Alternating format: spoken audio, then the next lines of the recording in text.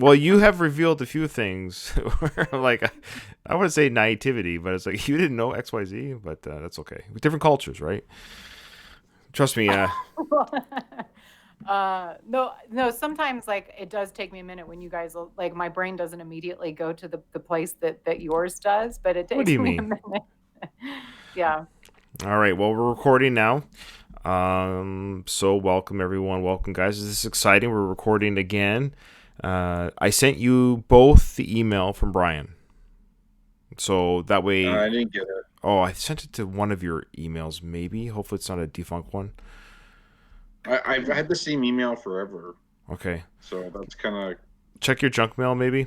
Anyway, so it's a big one, but it's the only one we've got to read, so it's worth reading because Brian Granko gives a lot of information. But we'll get into that before we kick in. Cue the music. All right. Well, you haven't heard the song officially, Katie, but what did you think of that one? Which one? Exactly. The one that played post edit, then you pretend you heard it, and you're going to tell me how terrible it is. Oh, it's the worst one yet. Every time. There you It's the go. worst one yet. I got to find something now. Yeah. All right, guys. Welcome to Going the Distance, the Rocky Series podcast. I'm your host, and with me today, as always, is Kyle and Katie. And we're excited to continue our journey on the Creed film. And we're now getting kind of to the final act, so to speak, the training montage and the build up to the fight itself. We're kind of getting there now. I think it's going to be fast and furious from this point out. I do have a quick little item that is related to Creed specifically before we get into emails and the film is that Absolutely.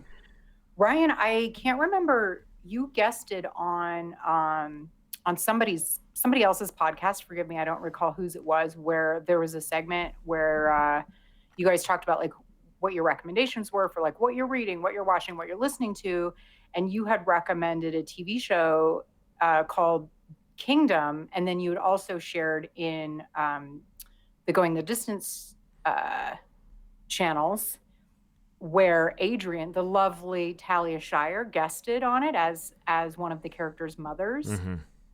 Did you catch the other Creed? There was another Creed character in the series. I probably did, but now on the spot I can't recall. Remind me. When Nate fights in Fresno, the crappy fight he has to do in Fresno, his opponent is Gabriel Rosado, who is Leo Sparino. I totally didn't catch it. You didn't recognize him? That is so weird. Wow, good for you. Good catch. Yeah. All right. Nice. Have you finished the series, by the way? Oh my God. There's actually a petition on like change.org for Netflix to do a season 4. It's so good. Okay. Like, so good. I'm glad you enjoyed it. Kyle, did you attempt to watch it or too busy or no? It is a good show. It really is a good show. I don't want to oversell it, but you heard Katie. You heard me. It's only 3 seasons. It was 40 episodes though, but it's it ended well enough that it ended, but it certainly had some more story I think left to it. Yeah. Mm-hmm. But Kyle, I would recommend it. I think Kyle I think would like it. I think so too. I think so. And if any of our listeners, if you don't believe us, trust us. If you like boxing, fighting, drama, all that stuff that the Rocky presents, but a little bit of a hard R, then check out Kingdom. Yeah, it's not safe for work. It's not safe for work. It's not, and I'll just like, I don't even care for MMA. No, it's not about that. But that's the backdrop. Like that's what I mean. Yeah, Rocky's not about boxing. It's all the characters in that world. Yeah, exactly. Yep. Okay, well, let's get to the email. We've only got one email this week, and that's from our friend Brian Granko. There was a review, though, Ryan. Did you... Oh, yeah. And I'm going to have to edit this out for the audio feed, but the patrons will hear this. When you read it, somehow, when it says that Going the Distance is the crown jewel, just say Going the Distance is amazing, and just continue. I know it sounds weird, but because it sounds like he's making the point in the review that we're the best of the 3 podcasts. I don't want people like Doug listen to this and stuff, and it's like politically, I don't want to. You'll see it when you read it. Okay, I don't know who reviewed it. It's Walter. His name is Walter. Walter. Okay, so there's a 5-star review titled "Go the Distance with Other True Rocky Fans." So he says, if you love the Rocky franchise or more of Sylvester Stallone's work, this feed is for you. All the shows have something worthwhile to offer. Going the Distance is really great for its enthusiastic insights into the saga from different perspectives. Hosts Ryan, Kyle, and Katie are diehard Rocky fans and very knowledgeable about the films and beyond. Their chemistry makes for a fun listen, and it's great to hear my personal favorite movie series discussed in depth on a consistent basis. All the films are broken down step by step with thoughtful commentary as the hosts share their interpretations of the movie's messages, subtext, performances, and more. If you love Rocky like I do, you'll find value in this deep dive. Don't just be another bum from the neighborhood and check it out. All right, we want to thank Walter. Now, Walter's he's a really cool guy. Sometimes I'm surprised that we get the listeners that we do. Walter's a YouTuber of some little renown. He's got 13,000 subscribers on his YouTube channel, and it's called Awesome Walter. So check him out. And what I really like what he does on his YouTube channel as well is he creates what's like fan fiction, and he'll like reinvent some storylines. And he's done some Rocky episodes, which were really cool. That's how we stumbled upon each other, I think. I don't remember, but he's been following us on Twitter for quite a while. He's reviewed Creed on his channel. He does like wrestling stuff and all that geeky stuff. So he's got a bit of a following on YouTube, Twitter, and Facebook. So thank you, Walter. And his last name, I don't know how to pronounce it, but it's Banasiak. So Banasiak. So, but his YouTube channel is Awesome Walter. All right. Thank you, Walter. Very kind. Now, the next email, or the email, is from Brian Granco, and it's a big one, and he sent us a bunch of photos. Now, Kyle, did you get the email? Yeah, Okay. I found it. Okay, so you got part 2. Katie's going to read part 1 that didn't have photos. But he gave us some really great insight to the movies, his experience, his personal experiences. I think this would be a great little read and discussion that we can go through and discuss it. It is quite an email, so I'll try and stop periodically. Sure, If you no guys worries. have any commentary. So Rocky, Creed, and Philly history from Brian Granco says, hello, Ryan, Kyle, and Katie. This is my first email since you gave me a shout out in episode 5. Your co-host Katie has a nice voice and perfect diction. Haha. Don't worry, I'm not leaving you guys out. She was nice enough to like my Facebook photo of the Rocky Steps winter scene in the Rocky Minute group. I'm only 10 miles from there, so I can visit anytime. This is part Rocky, Creed, and Philly history lesson. This might be more info than your guests care to hear, so I'll use shorthand. Some of the story sounds like it's made up, but it's not, and even coincidental. During the filming of Creed, Sly made a surprise visit to his old boyhood home in Holm Circle in Northeast Philly. Just happens I live about a mile from there. He lived there from 1960 to about 1970. The family who bought it is still there. And still have a punching bag in the basement. Wow. A member from my church remembers seeing Sly visit his friend across the street and also hang out with his friends in his leather jacket at a nearby 7-Eleven. I don't think this is the one where he sold his dog. That might be the one in New York. Occasionally, I ride by Sly's old Lincoln High School nearby on my way to get soft Philly pretzels, another popular food item here, as well as hoagies, tasty cakes, and scrapple, a breakfast food, and of course the ever popular cheesesteak. I don't know what scrapple is. Do you guys know what scrapple is? I looked up Scrapple recently. It doesn't look very appetizing, but it probably tastes good. Give me a second here. It is traditionally a mush of pork scraps and trimmings combined with cornmeal and wheat flour, often buckwheat flour, and spices. It looks kind of like a loaf. The mush is formed into a semi-solid congealed loaf, which is not the best description. No, that sounds disgusting, actually. Slices of scrapple are then pan-fried before serving. It could be one of those things that doesn't look appetizing but tastes really good. Because when you say spices, that can mean a lot, right? Like there could be really good spices. Soft pretzels sound pretty good. I love soft pretzels. Nothing better than a beer and a soft pretzel. That's pretty delicious. I just want to say, yeah, I actually found scrapple very hard to eat. Those tiles are very hard to Uh, bite. God. uh, Now sorry. there, I can picture Doug on my shoulder saying, "Don't laugh at that. Don't laugh at that." Was it saying in that email that Sly grew up in Philly? Or am I mixed up here? It said he lived there, his boyhood home in Holmes Circle in Northeast Philly from 1960 to 1970. I think he Oh, I think he was born in New York, but maybe they that's moved. what I thought. Yeah, he's Yeah, born in like Hell's Kitchen. Okay, yeah, 1960, he would have been like 14. So from Yeah. like yeah. 14 to 24. Okay. So yeah, those are pretty formative years. Yeah. That might be that. I didn't know that. To be honest, I like you, Kyle. I didn't know he actually lived in Philly. I thought he would just arbitrarily pick that city. So I guess he does have Yeah. some love for the city for real. Okay. That's news to me. Thank you, Brian. All the foods, the hoagies, that I don't know why. That reminds me of the Cosby Show.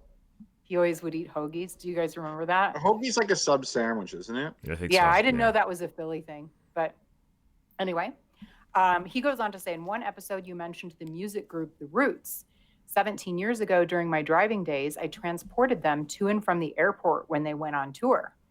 Their place of business was a nice tree-lined street about a mile or so east of the steps.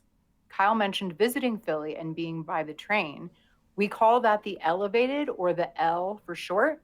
It's called Southeastern Pennsylvania Transportation Authority. Years ago, it was called PTC, or Philadelphia Transportation Company. Hmm. You mentioned the word Jean. I saw Hmm. where the word derives from the Deseret alphabet, which is a 38-letter writing system by the Mormons. The Deseret alphabet. Deseret. Oh, is that a Mormon thing? Okay.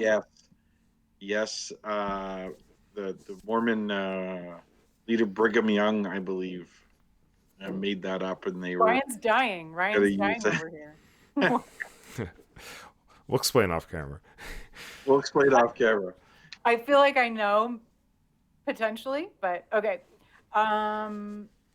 So that I had no idea that Jean derived from the Deseret alphabet. Deseret, but yeah, I didn't know that Deseret. either. That's actually Yeah, same. that's Deseret news to me. Actor James McAvoy picked up the term when he was in Philly filming Glass and Split and used it in an interview. A few other Philly slang words are wooder instead of water. I feel like that's just East Coasty. Sure. I feel Yeah. like, right? Wooder. Would you like some Hoagie water? for water. Yeah. Hoagie for sub. Okay. Crick for creek. Yeah. That's also kind of Midwestern. I was gonna too. say like Georgia and stuff when they say stuff like that, and Arkansas maybe, or I don't know. I'm thinking southern states when I hear crick. No, down by the creek. like- crick is done like a fell in the rural crick. term. Yeah, it seems like rural. but in but it's Canada, Philly. where we speak proper English, we say Unless you're crick from Ontario or Quebec, or Newfoundland or Brandon Labrador. basically, if you're from like Manitoba West, then you're all right. Yeah, Manitoba West is the proper Canada. Oh boy, Yeah. I've just lost my job. No, Is it roof or roof? Roof. In Canada. roof. Yeah, roof. And then Yeah, roof is weird. crick is something you have in your neck. If you slept in your neck wrong, you have a crick in your neck. Mhm. That's what, Mhm. Okay, Katie, I have something. I have to ask you how you're going to say this word. It's like you have to have this with your car. This and registration, license registration, and starts with an I, ends with an E. I don't know. Yeah, License I and don't want to say it registration. because INSURANCE. oh, Say again? INSURANCE. Oh, insurance. That's okay. You do say it like us. So you said insurance because a lot of Americans I hear they say insurance. yeah. They put the enunciation insurance. Yeah. Oh, well then they're wrong. I didn't want to say it because I Insurance. didn't want to poison the well. So that's why. Yeah, there's another financial term that even in commercials it kind of drives me a little nuts. And it's like I say refinance, not like I say not refinance. Oh, that's weird. Like I Oh say yeah, finance versus finance. finance. Yeah. I hate finance. I work in finance. I know. Finance.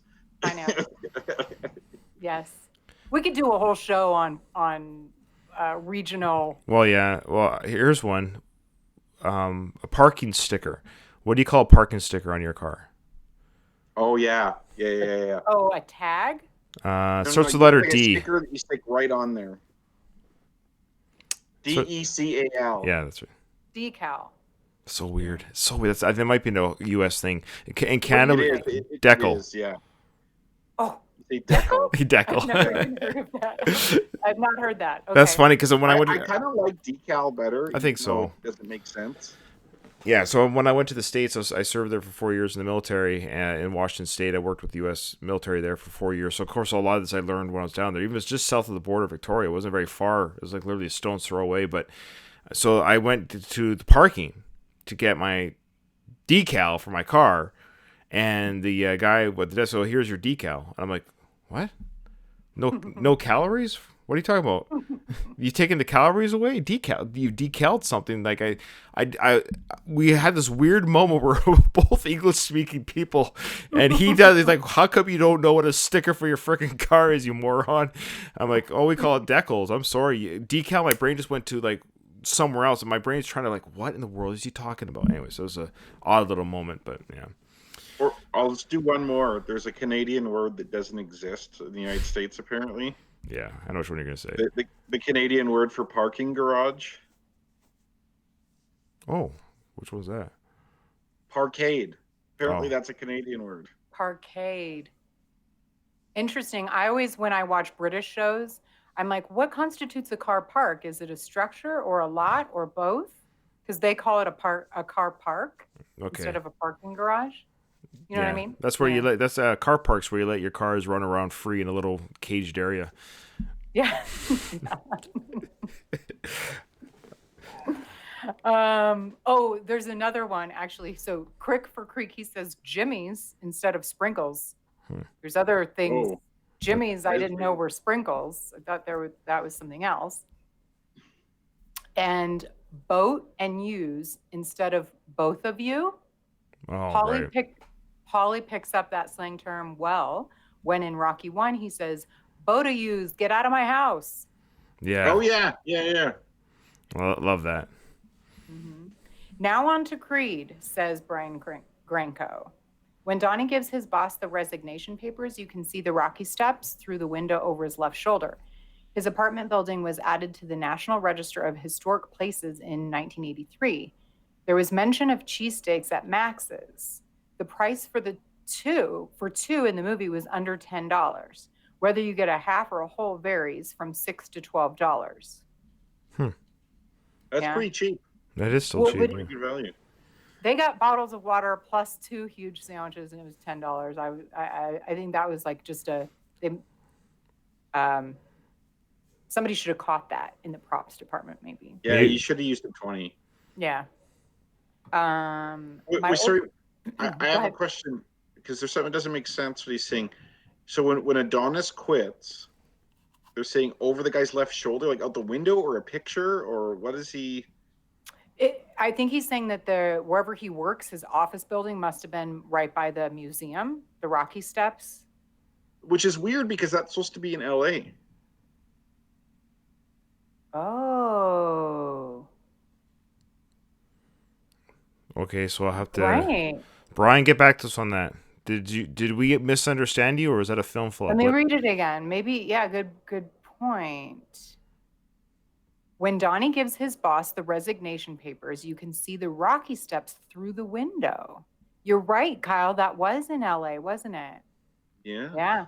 Unless he commuted to Philly for work, No. which seems unlikely. That seems very unlikely. Okay, good catch. Well, so that's Yeah. So there you go. Film flub. Film flub. Also, Kyle is he's bringing his brains today He's on fire. in a big way. So Brian goes on to say, my old stomping grounds was about a mile from there 40 years ago. Pat's, where Sly stood at during the filming of Rocky, is right across the street from another place called Gino's. They do have competition. They do have competition, but the owners are friendly, and he seems to be enough business to go around. Another place in Center City is called Jim's. The Front Street Gym is located in Kensington, not Frankfurt, as Sly mentions in Creed. Frankfurt is about a mile up or so, up the road or so. 2 blocks east is a street called Frankfurt Avenue, which runs 10 miles north and south through the city. The gentleman's name with the pads is Ricardo Padman McGill. He was actually an employee of Front Street Gym, and passed away in 2019. Oh. Brian says, I had the pleasure of visiting the gym last year to pick up my 2 Why Do You Want to Fight black and gold t-shirts. The owner was nice enough to let me in the ring and took a few photos, one with me holding the championship belt. For nostalgic purposes, some of the locations as the Front Street Gym, Original Rocky House, Rocky Balboa House, Rocky Balboa Bar, Little Marie and Paulie's house, the original Rocky Bar, Gazzo's Corner, and the makeshift Creed Gym are no more than a mile or 2 apart. The interior for Mighty Mix was done at a place called Must Fight Gym, which is in Chester, PA, about 15 miles southwest of Philly. The Chester Crozier is the name of the hospital used in the film and was not far from the gym. A few months ago, I had a medical appointment, and the technician mentioned she used to work at the hospital. And believe it or not, her neighbor was Sasha Zack, Sly's ex-wife, who's from Chester. Dude, that's cool. Wow, there's a lot of stuff in this email. It's a lot to comb through. Holy smokes. I mean, in a good way. There's a lot of history in this area. Wow, it's amazing. We might have to make this email like its own episode or something. We're getting there. Oh, yeah. Brian says, onto the cemetery, they do have a gift shop, but there's no mention of a souvenir of Adrian's headstone. Another movie that had a scene at the cemetery is called The Nail, the Joey Nardone story. It's about a boxer who gets out of jail and forms a relationship with a young boy. The actor in the film is Tony Luke Jr., whose dad is the owner of Tony Luke's Cheesesteaks here in Philly. Supposedly, the movie is partly based on Joey's real life. There's a scene where Joey goes to the Front Street Gym and asks for his job back, telling the owner, I got to be around it, and even showed him sweeping floors. Where have we seen and heard that line and scene before? Oh, wow. Yeah. I've not heard of that movie before, but... No. Then he goes on to say, not sure about Canada, but in the U.S., the film is showing on Tubi and Zumo. Okay. Tubi's national or international, but okay. I've not heard of it, but that's not surprising. I live under a rock, I think. Now on to the Sperino fight. That was filmed at a place called the Temple University Performing Arts Center with a capacity of 1,200, which used to be an old church. Years ago, some of the notable speakers at the church were Martin Luther King, Franklin Roosevelt, and Dwight Eisenhower.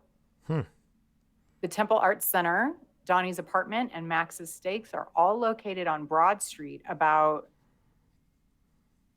a mile apart north of City Hall, where Rocky applies for a boxing license in Rocky Balboa. In episode 14, Katie mentioned the Victor Cafe. It used to be a gramophone and Victrola shop around 1930 before the restaurant. The club where Donnie has a fight, it's called the Electric Factory. I remember, I couldn't think of the name of it, which is east of City Hall and has a seating capacity of about 2,000. Prior to 1995, it was a General Electric plant, hence the name. Not sure, but I think the gentleman that Donnie hits is a local rap artist here in Philly. I think you brought that up last time, Ryan. Brian says, I think the last scene you mentioned is when Rocky visits Donnie in jail. Hope you don't mind the Philly history lesson, guys and gal. Waiting for the fight scene episodes and already thinking about Creed 2. Me too. I have been too. I was thinking just of the opening scene in Creed 2 is better than anything in Creed 1 with the minus Rocky characters. Like the Drago and Drago's son, the opening sequence of Creed 2 is Amazing. Yeah, anyways, we'll get to it. Yeah. As always, stay safe and keep punching. He signs it, Brian the First. I love that. He's challenged. He's put the gauntlet down for another Brian to email. That person will be Brian the Second. Yeah, or the other Brian. Sorry. All the world is looking for a Brian that will wow us with his passion.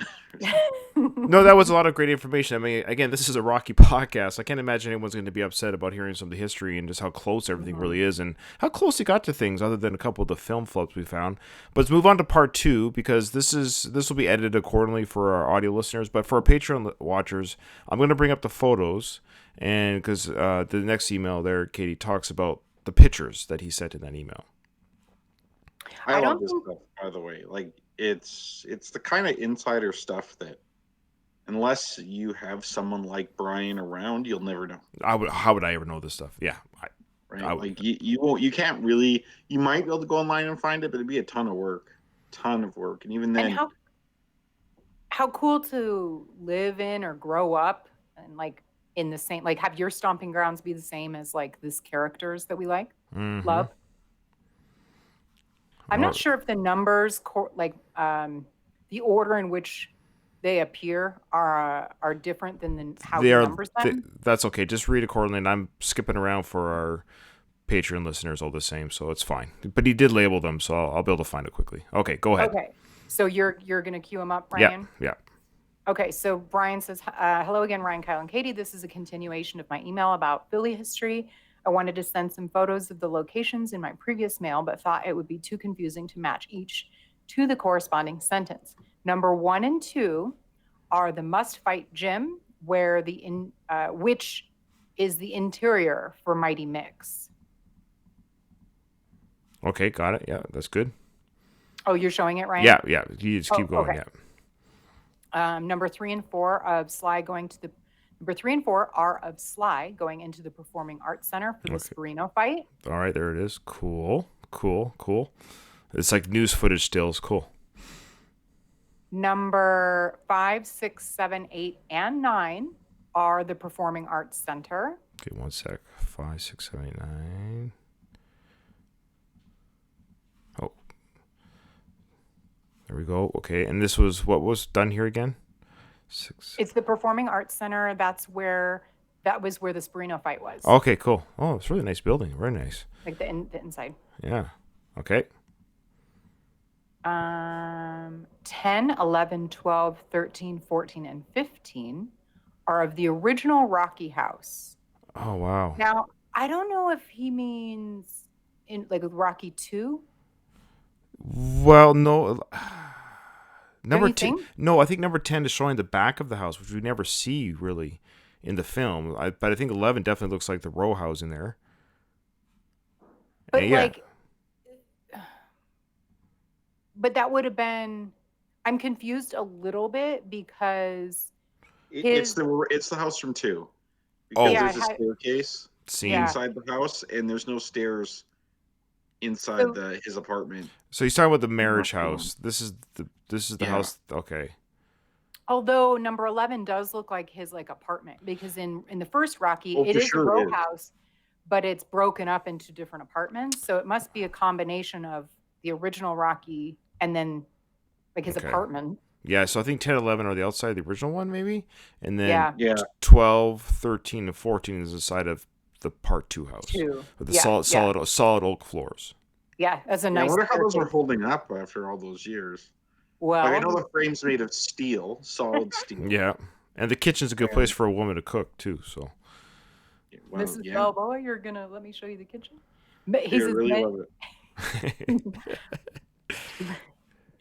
Many fans are probably wondering what the actual interior looks like. I got these he says that he got them from a YouTube video that Mike Kunda made about 10 years ago. Yeah, that's Kunda in this photo here. Yeah, he's in photo 12. He says, then number 16 is a shot of, Brian is saying 16 is a shot of my old house 40 years ago. It's similar to Rock's house. It really is. Yeah, that's crazy. Wow. It's still people are still residing there. It was built about 1920. So when Rocky mentions to Little Marie about her house being 100 years old, it's true. One thing I forgot to mention, as you already know, that the Sbreno fight was done in one take, but it took 13 takes, with number 11 being the one used for the scene. There were about 650 extras used for the fight and took about 12 hours and were paid $100 plus meals. I can relate to that because back in 1990, I was an extra for the Tommy Gunn Union Kane fight, which took 8 hours. Back then, computer graphs aren't like today, so they needed about 5,000 of us to fill in. It was a nice experience. Again, keep punching Brian the First. Wow. There you He's have a famous it. person. He has been around the Rocky. I got to say, I think he's giving Mike Kunda a little bit of running for his money regarding some of the history and experiences that he's had on film. And not to compete, but boy, those two combined could write a book on the Rocky experience as civilians, so to speak, outside the film industry. Didn't Mike Kunda write a book? Or isn't he? He did. He did write a he wrote a book called Cue the Music, and he also wrote, of course, was in that documentary The Pretender. I'm just saying, if those two got together, they could write quite the oral history of two civilians of the Rocky filmings and locations. Yeah.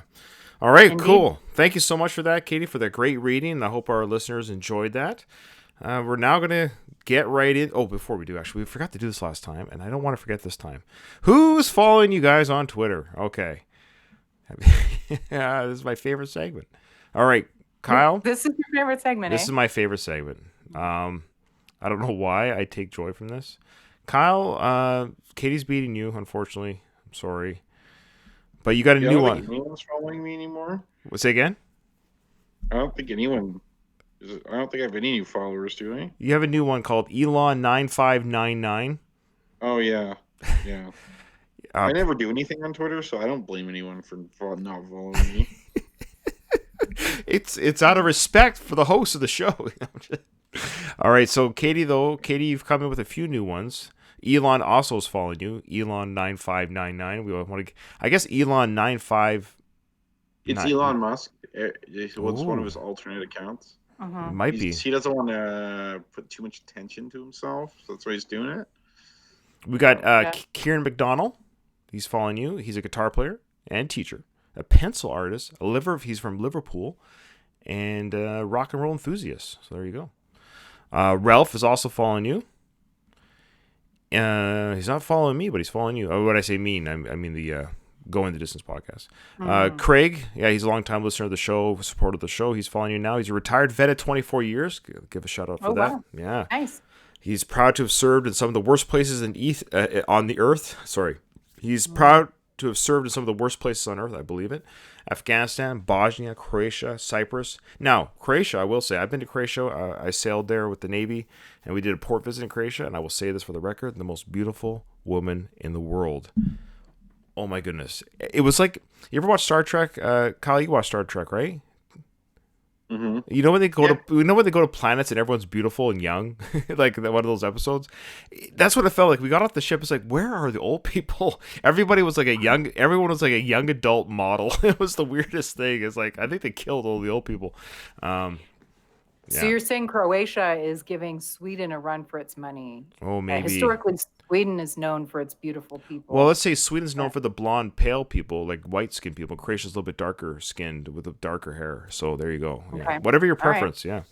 Yeah. Cyprus as well. He's born in the Pacific Northwest, so our neck of the woods. He's a huge Seahawks and Canucks fan. Okay. Well, Craig, I'm coming back to Victoria. Can't wait. Yeah. I wonder if he'll switch his loyalty now that Seattle has a hockey team. Yeah, the Seattle Kraken.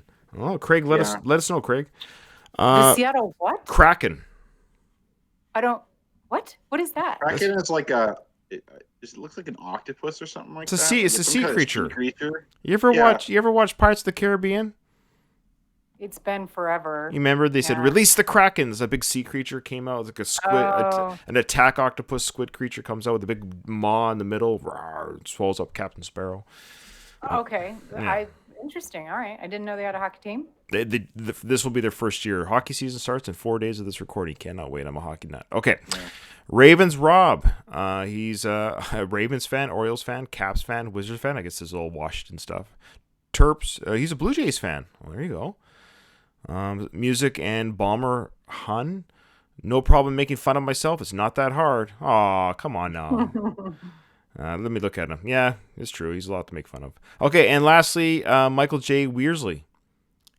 He's following you, and he's the only official page of Michael J. Weirsley. The only official page. There's only one Michael J. Weirsley. He says, giving to people who need necessities rent, business or grant. There you go. Twitter philanthropy. Just getting back to hockey, Ryan, we're in the same division now, buddy. Yeah, for this. We're playing each other. Yeah, we're going to see a lot of Edmonton, Montreal. It's going to be fun. May the best team win. All right. Well, there we go. Let's get into the film. Not too bad. 40 minutes in. That's our normal average housekeeping part of the show. So we're ready to rock and roll into the movie now. Last. Sorry, I'm going to interrupt. Oh, please. Go ahead. Just, yeah. I'm going to make an assumption, but maybe not. Okay. If you guys are just on the hockey note. Of course. Have you guys seen the 80s movie Youngblood? No.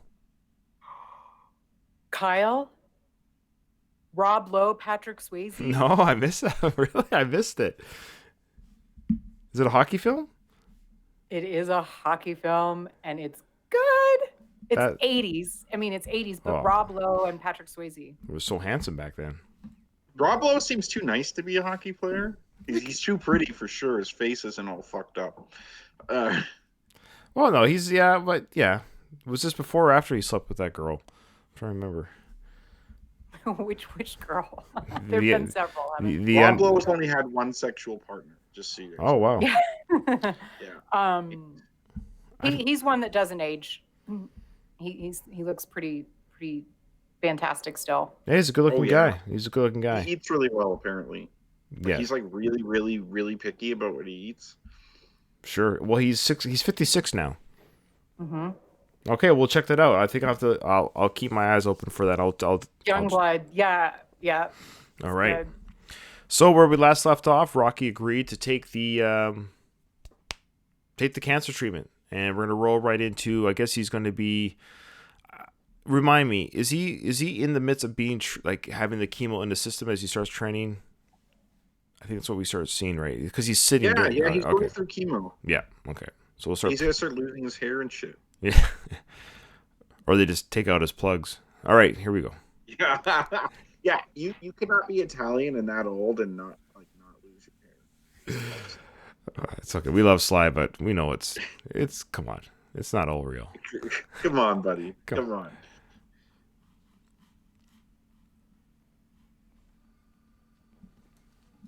I hope he has good insurance. That's what I kept thinking. Oh, yeah, good call. Maybe Adonis help him pay for it. Yeah, exactly. Marie, help me out. I've been here. Okay.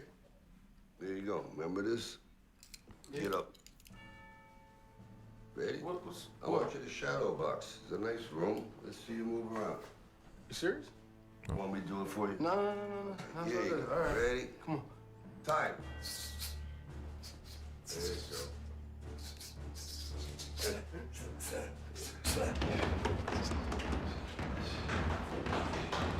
All right, so this is kind of cool. This is set up. It's obviously a lot of it's visuals. We'll explain it. So Rocky's sitting in the chair. He looks like he has an IV hooked up to him, and he pulls out his pocket watch, old timer kind of training tool. It starts timing them. Say, okay, let's. We're in a room. You can stand here and shadow box. It's kind of cool. Johnny he runs the stairs at the hospital.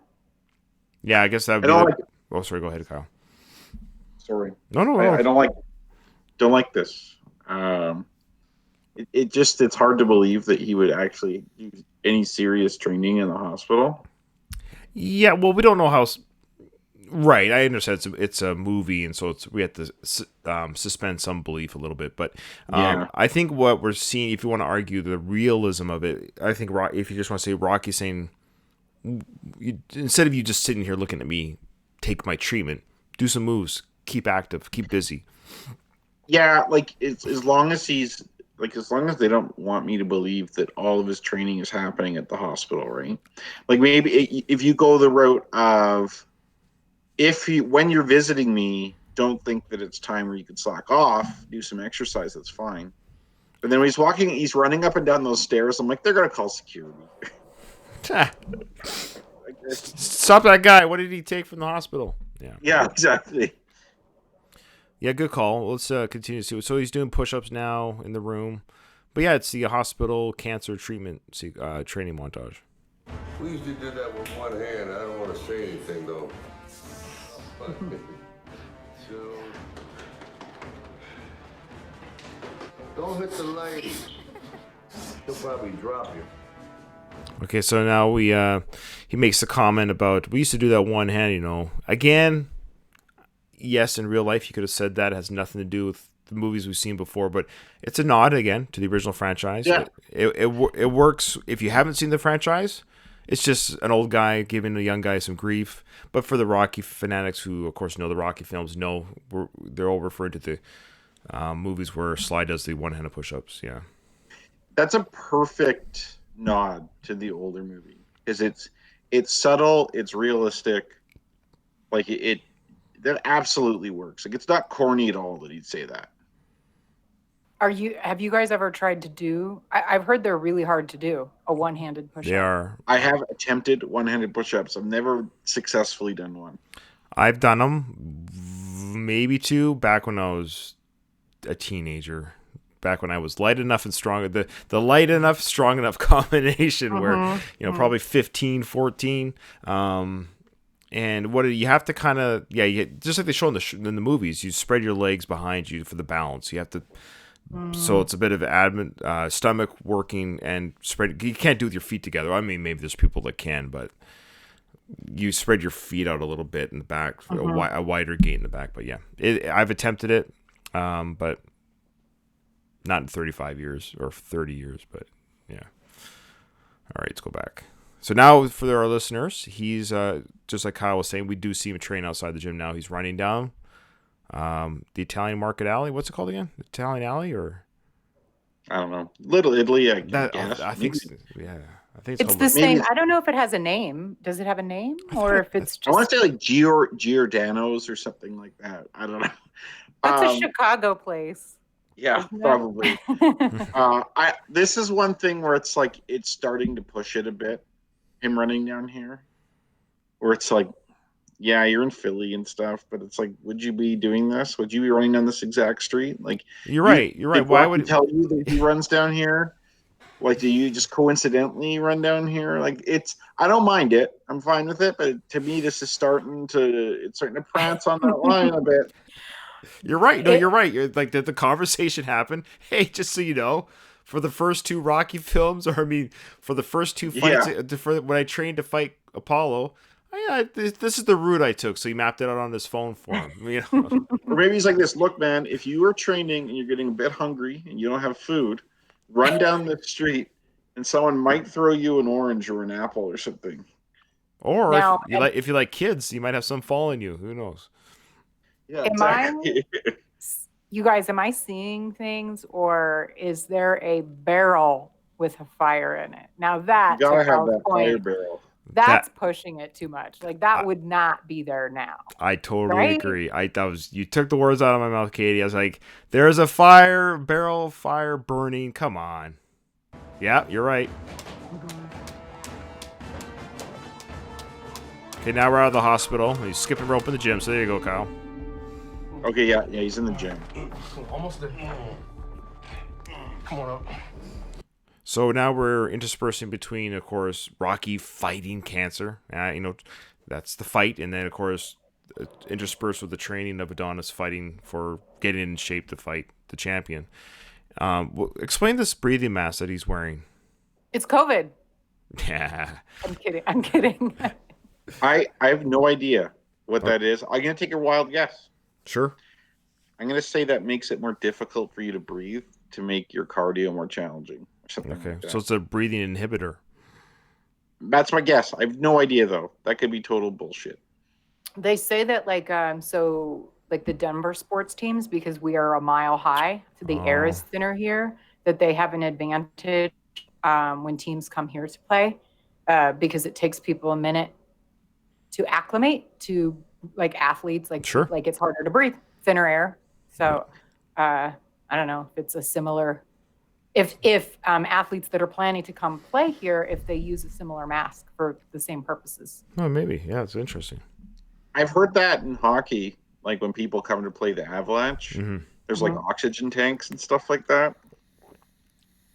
I don't know if I've never seen anyone use them, but All right, let's do it. That's I'm sure someone will tell us in an email or otherwise, but I'm sure it's a breathing inhibitor like that because it's either that or it makes the breathing easier. So which one would be more beneficial? It can't do nothing. It has to do either it's hindering the breathing or it's making it easier.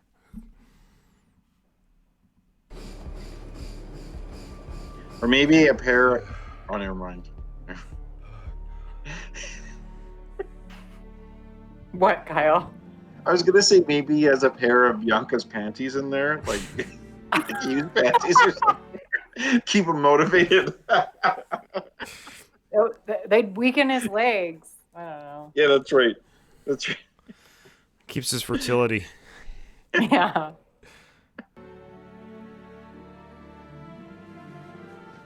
So now we get some touching sequence here of Adonis taking care of Unk.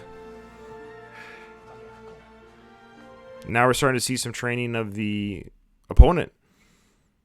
What's his name again? Boy, it's been so long since we've seen him. Pretty Ricky Conlon. Yeah, I always forget it. I always want to say Danny Wheeler, and I know it's not him. Sorry, dear listeners, my Creed knowledge is nothing compared to the Rocky knowledge.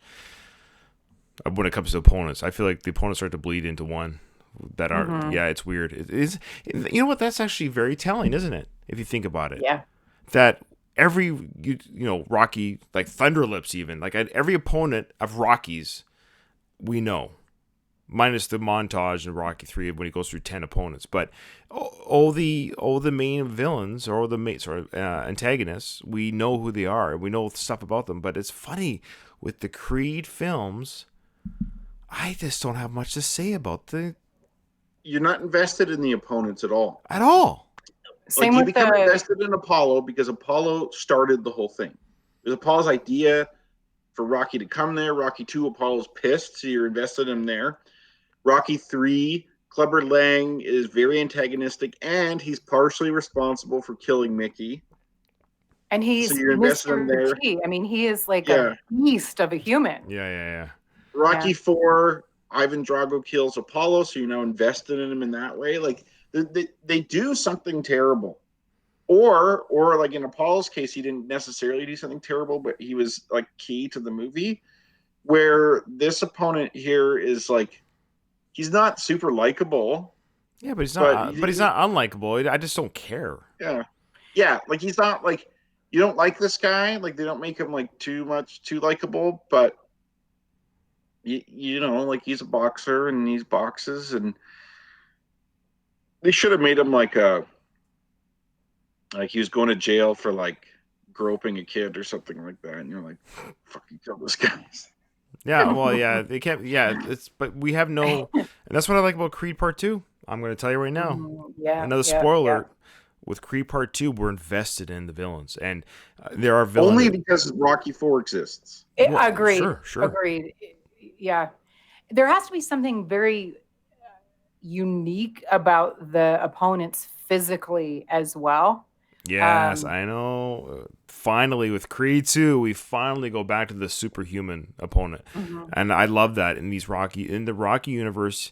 No more Mason Dixon. No more of these like real life boxer builds. I'm sorry, like I understand the real boxers and good for them for their fighting technique and being real boxers, but thank goodness we go back to kind of like the what's his name? The guy that plays Victor Drago. I forget his name. Montano. Yes. Okay, well, if you want to look at there are some boxers that have. Well, yeah, like Holyfield did Anthony back in the day. Joshua, for example, that guy is like Victor Drago type of level build. But they just didn't do it for the films. That's all I'm saying. For some reason, they stepped away from the films. I was just like, ugh. Like Mason Dixon, no offense, but you're not physically imposing looking. I don't want to get hit. Yeah, same with this guy. No, this guy's not at all. Now, you see his training though; he's very impressive. This guy is legitimately very fast, especially for a heavyweight. No, yeah, he's not a heavyweight. Never mind, he's a light heavyweight, but still, he's still super fast. Oh, I don't want to get hit by him. Yeah, I'm just saying for that physical aesthetics as a moviegoer. That's what we've said before. It's just agreed. Yeah. Agreed. All right, let's go see how he trains here.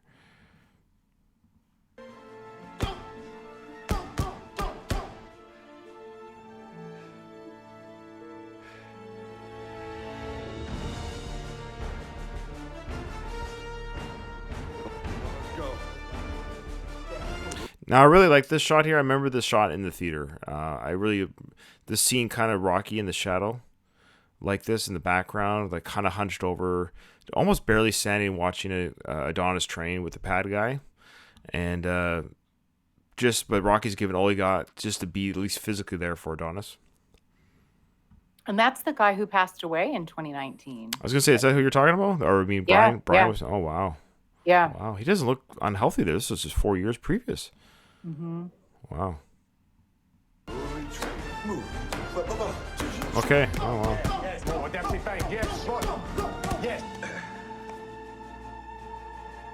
One, two. The deal was two. The deal was two. See? So of course now I have Adonis alone on the speed bag because of course Rocky can't with the condition he's in. I just had a thought here. I think what we're seeing too is the fact that Adonis is kind of his loyalty to his training split. He's taking care of Rocky and he's training, and whereas Pretty Boy, he has the luxury of just focusing on his training. Mm-hmm. Do you guys have any emotion when you watch this about Rocky being sick? Like I oddly don't for some reason. Yeah, same. I don't. I know it's weird. Oddly, like- though. I just don't believe Rocky. Nothing bad could ever really happen to Rocky. Mhm. I'm like, he'll be fine. He'll be okay. There is a scene, I think it's coming up, I don't want to give it away, but there is a moment during this training montage that during my first time in the theater, and since then, where it's actually a touching moment. I think it's pretty cool. Mm, okay. But and I like that Adonis is, but I do, but I give full credit to the Adonis character. He's taking care of Agreed. Rocky. He's the only one caring for Rocky. But as I said, I think this does hinder his training a little bit. And you could argue that might be one reason why he lost the fight, because his head and heart wasn't completely, not through no fault of his own. He wants Rocky to still train him, but unfortunately Rocky's not 100%. And we learned in Creed 2 that when Rocky's 100% training, then something different happens to him, right? You know, he's able to be somebody else. Yep. Okay, let's go back.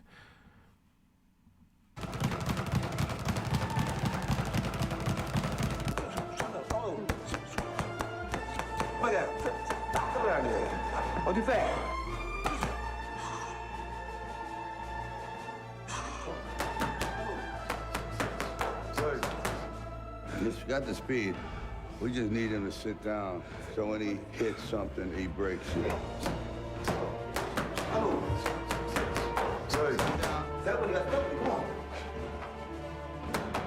A little bit more. A little bit more. Dig down. Good. Good. Keep it right. Yes. He's doing the same thing. Yeah, he does. It looks that way, but I think he's got something up his sleeve for you. So we see Rocky lying in bed there using the iPad, looking at some footage, and yeah, his hair's going there. He does look really sick. They did a good job of like making him look pretty realistically cancer stricken. Yeah. Yeah, no, they did an excellent job. Like the production quality of the movie is quite good. Agreed.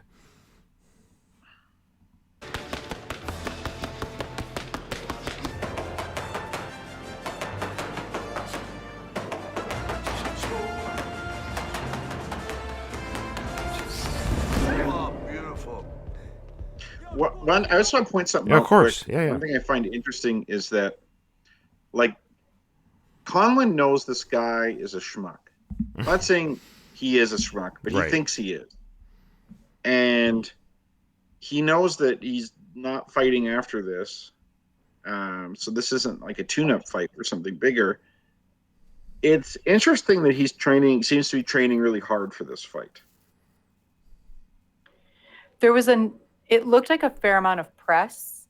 So he must be kind of a big deal, and it does appear as though he's training pretty hard, but it also seemed somewhat reminiscent of the when Rocky was his first clubber fight, his training for that, when he rents the place, and House of I think Ill he calls Repute. yeah. Sorry, I love that. He's like, oh, let's go out in style. So it seems somewhat reminiscent of that, if he thinks this is going to be his last fight. But yeah, he does seem to be, giving it his all, at least. Yeah, no, he's taking the fight seriously, and again, speaking to the real Tony Bello, I believe his name is, right, the real boxer. Mm-hmm. Yeah, you see him doing those punches on those. Yeah, you can tell that those are professional hits. He's doing really nice and tight, and he's moving fast. Like, and to Michael B. Jordan's credit, I know it's a film, and they're going to edit, always to make him look good, but he's definitely got some natural moves there. He's able to hit the tap tap tap tap back. He's probably got something memorized to do for the choreography of it. But you put me in front of that, I'm gonna look stupid. I'm not gonna look like I know how to hit, right? So he looks good. Michael B. looks like a good fighter. He looks like he looks like a boxer in this film. He did a good job of acting as far as an actor goes. There's a nice balance between his acting and his boxing ability. And I think he probably looks like a better boxer than Rocky or Stallone did, quite frankly. As with Apollo, so he's just like his fake dad. Just like his fake dad. Yeah. It's in his like DNA. Just super athletic, but just an actor. Yeah, I like it. Though Carl Weathers is more charismatic. Was an athlete. No, he's more. Carl was an actor. Carl Weathers had boxing experience, though. Did he? Oh, I thought Yeah, he was he had just some like amateur a football boxing player. experience. Okay. Nothing too serious, but like that wasn't the first time he put gloves on. Got it. Carl Weathers is a better actor than Michael B. Jordan. Oh yeah. I mean, we love Apollo. Yes, we do. Yeah, I'm a big fan of Carl Weathers. I think he's a cool guy. I know we're crapping on Michael B. And I said there's an interview coming out very shortly. I was interviewed on another podcast, and I said it on that one. I don't know if anyone's going to listen to it, but I'll say it on this one. I just really came out and said I just don't think Michael B. is a very good actor. I mean, I'm sure, given I haven't seen Fruitvale Nation. I'm sure it's good. I've heard it's very good. Maybe with the right role, with the right director, with the right content, he could. I mean, maybe we all could be given enough time with the right screenplay, with the right director. Maybe we all could look kind of good, But for some reason in this film, the charisma is just so lacking. It's odd. I haven't seen him in a lot. What was that movie? Was it Just Mercy? Was that what the name? It was like, was it a courtroom? Did you guys see that movie? It didn't interest me because it's Michael B. Jordan. Like, it didn't interest me. It's terrible. I was just curious if he was better in that. I didn't see it. Kyle, did you see that movie? No, I'm gonna say Michael B. is okay. Yeah, he's okay. Yep. He's not horrible. No, he's not. He like you're not gonna look at this film and say this film would have been great if it hadn't been for Michael B's acting. You wouldn't. I don't think most people would say that.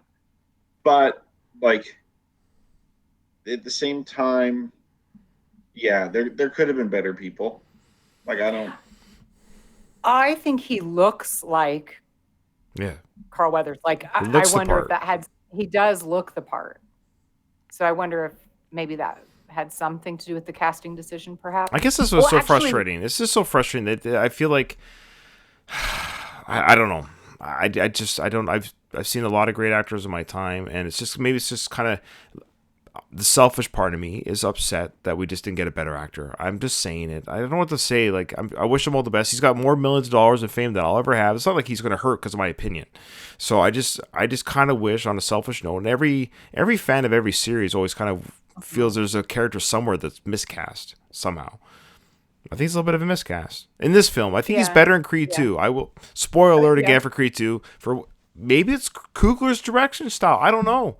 Because Black Panther. I'm going to say this right now. Sure. If we see a picture of Michael B. with headphones in, and a single tear goes down his cheek, it's because he was listening to this episode and he heard what you said about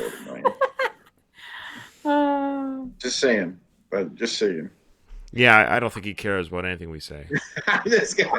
Our bar is quite high, though.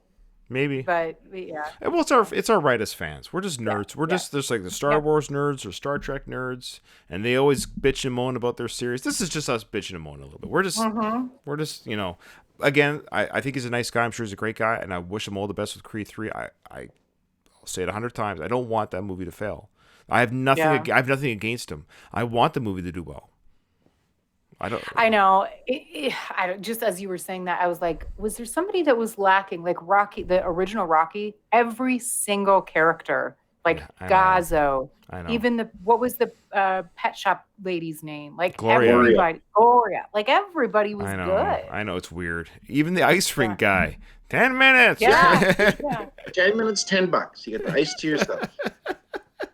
Every character is memorable. It's crazy. Even Paulie's like so long, meatbag. I love that guy. Yeah. It's such an iconic movie too. Like it's almost nostalgia makes you like a lot of those characters. But yeah, I wouldn't say there's a ton of any real bad actors in the first Rocky movie. No, the bartender, even the newscaster who interviews Rocky, and she's a real life newscaster. She did a pretty darn good job playing. She was good. I liked her. It goes to show you too. They did that on a shoestring budget,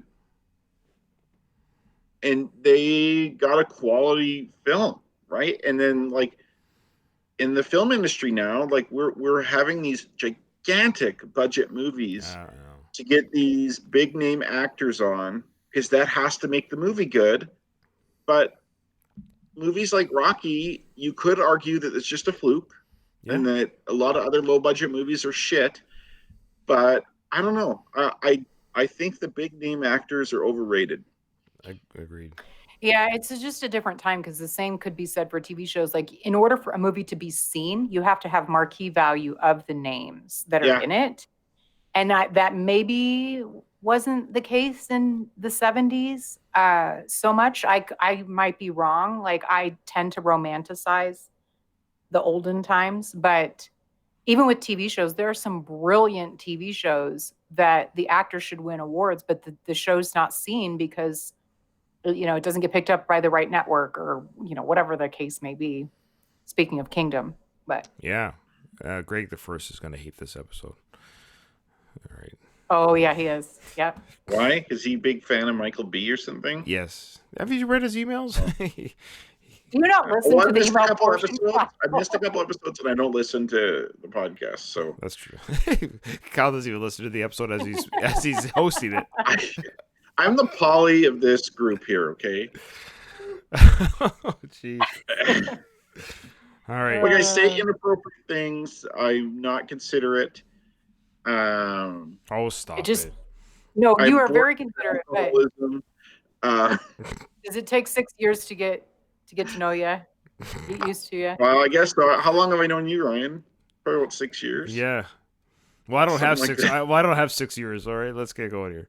Katie, after the episode, remind me to tell you how Ryan and I first met.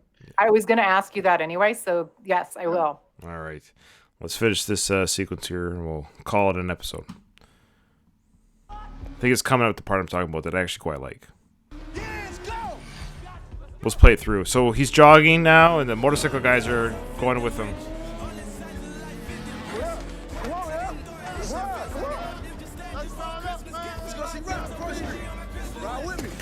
Okay, so we'll play it through, but for our listening audience, what's happening right now is, of course, it's the sequence with Adonis running through the streets, and it's another nod again to the franchise. Instead of kids, quote unquote, on running with Adonis, now it's the motorcycle gangs in the neighborhood that like to ride bikes, so they're going to join them on the run. And didn't he say, "Let's go see Rock"? Is that what he said? Is that what he said? I thought so. Let me go back. Yeah, they said let's ride or something, or let's run. I don't know.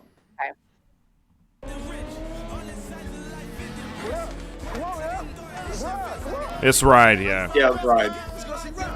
Oh, that guy said, let's go see Rock. Okay, someone else. Yeah, you're right.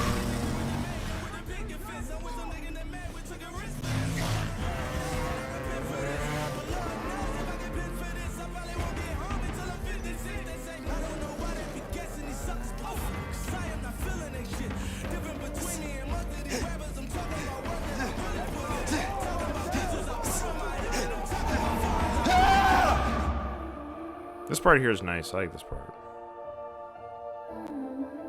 Because of how it ends.